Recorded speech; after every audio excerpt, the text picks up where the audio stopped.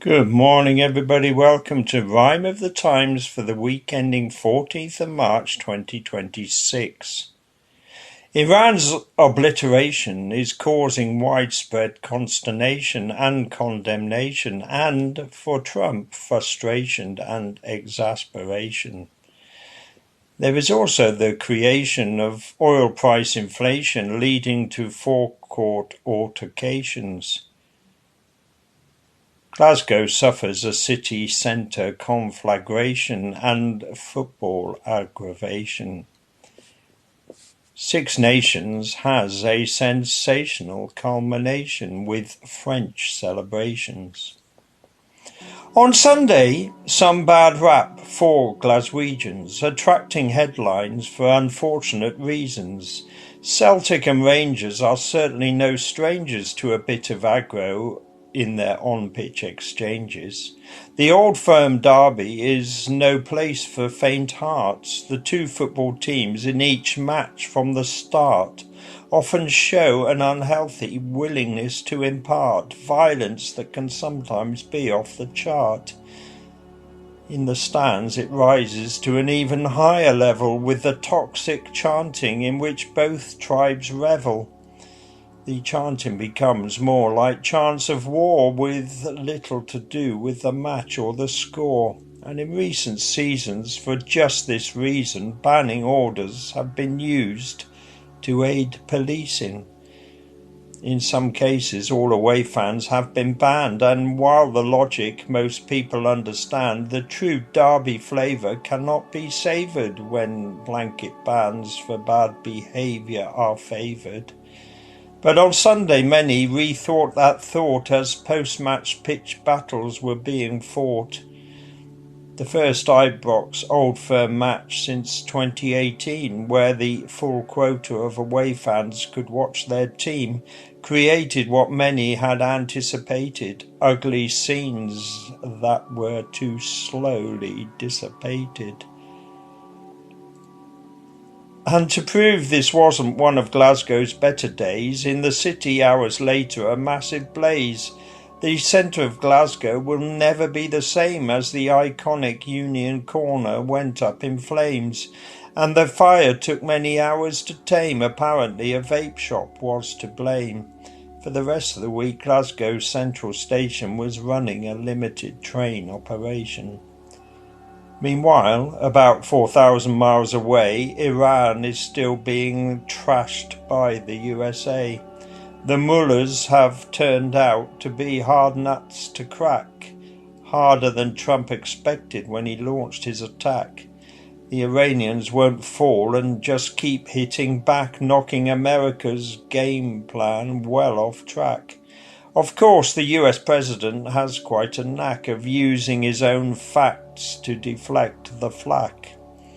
On Tuesday, he seemed to over-egg things a touch when he said the war is very complete, pretty much.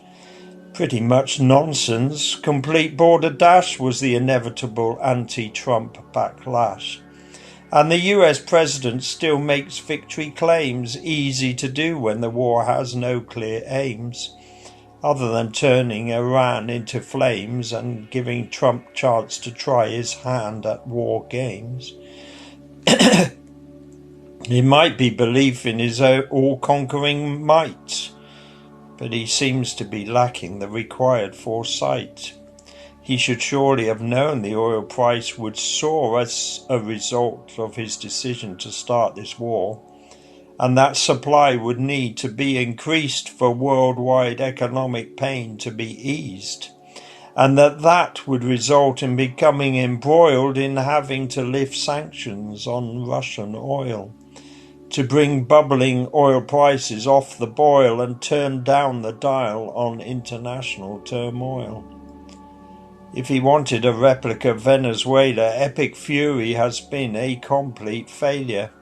Mullahs are mullah'd, but replacements rally, knocked down but back up like 10 pins in an alley. The hierarchy may have been top sliced, but plenty are primed to take over in a trice.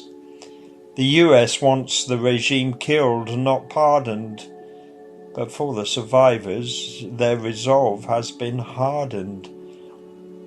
On Sunday, Iran installed the Ayatollah's second son to be the new leader and Iran's Holy One.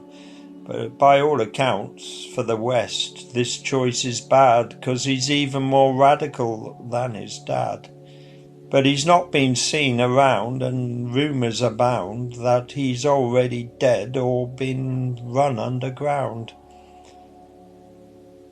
Price gouging is a word not often heard. It infers that dodgy price hiking has occurred. Oil companies are smelling a big profit here and so indulge in the art of the profiteer. But Starmer decided he was having none of it and met with the retailers to say, "Come off it." Not exactly these words, but the sum of it was stop making opportunistic profit. He and Rachel Reeves laid down the law. The rocket and feather must apply no more. When rising oil prices are tracked like a rocket to ensure garages don't end up out of pocket, but then tracking price drops more like a feather, driving drivers to the end of their tether. Few retailers agreed, but also had a moan about Reeves and Starmer's general tone. Customers and forecourt staff getting in a quarrel cause petrol stations are seen as acting immoral. On a lighter note, this year's men's Six Nations provided 2 months of rugby celebrations. 208 points on the final Saturday to conclude the best ever Six Nations, many say.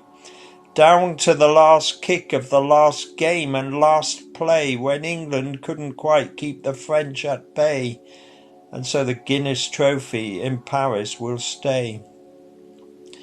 Throughout the series, rugby was played in a way that brought great entertainment and many olays, and each team played overall pretty okay. Wales even won a match after 3 years of dismay.